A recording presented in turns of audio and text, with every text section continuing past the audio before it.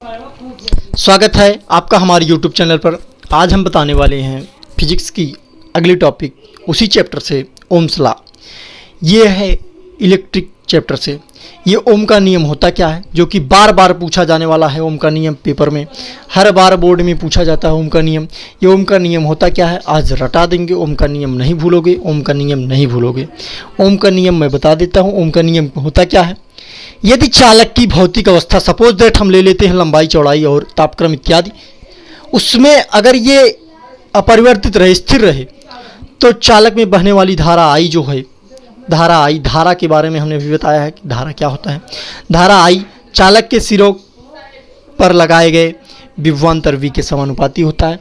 तो हम बता देते हैं कि विभवांतर तथा चालक और धारा, इन सब के बारे में हमने पिछले वीडियो में चर्चा किया है।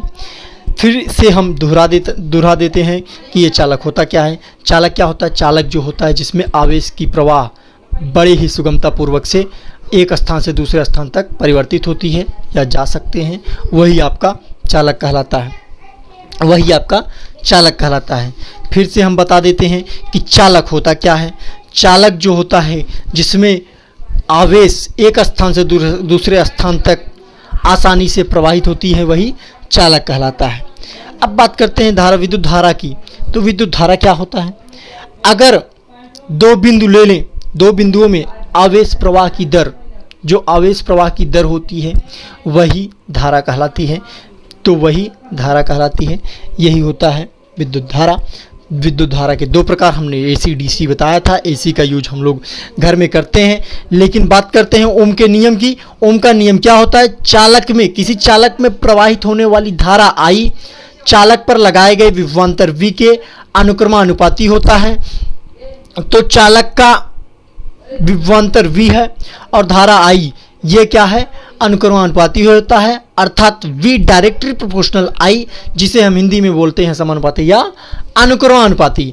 तो V बराबर IR, जहां R क्या है, कांस्टेंट है, तो V upon I equal to constant हम लिख सकते हैं, जहां R एक क्या है, कांस्टेंट है। और इसे ही हम, जिसे हम प्रतिरोध, जिसे हम चालक का प्रतिरोध भी कहते हैं। यही आपका ओम का नियम है।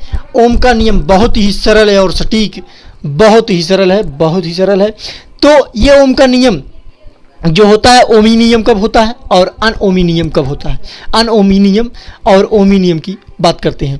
ओमी नियम तब कहलाता है जब विभवांतर V तथा धारा I, प्रबलता धारा I के बीच खींचा गया ग्राफ, उसके बीच, इन दोनों के बीच अगर खींचा गया ग्राफ सरल होता है, सरल रेखा में प्राप्त होता है।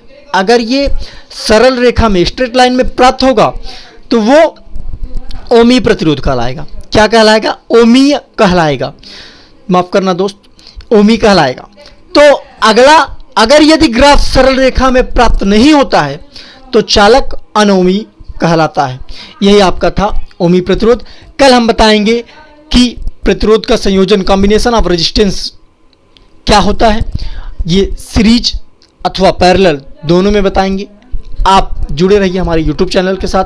अगर आपको वीडियो अच्छी लगी हो तो लाइक करें, कमेंट करें और कमेंट में अवश्य बताएं कि ये आपको कहाँ दिक्कत हो रही है, कहाँ समझने में दिक्कत हो रही है, या फिर कहीं से भी दिक्कत हो तो कमेंट करें। और अगर आपको वीडियो अच्छी लगी तो लाइक करें और हमारे चैनल को सब्सक्राइब करें। धन्यवाद।